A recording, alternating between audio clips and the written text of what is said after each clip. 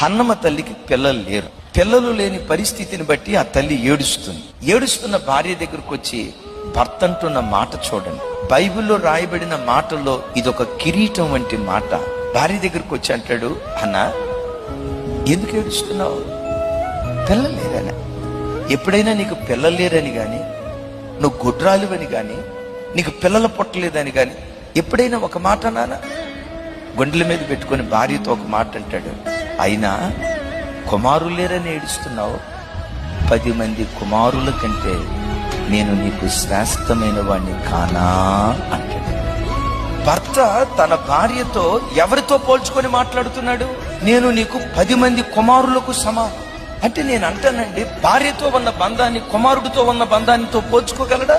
అంటే 10 మంది కుమారులు ఒక తల్లికి ఎంత ధైర్యం ఇస్తారో ఒక భర్త తన భార్యకి అంత ధైర్యం ఇచ్చాడు.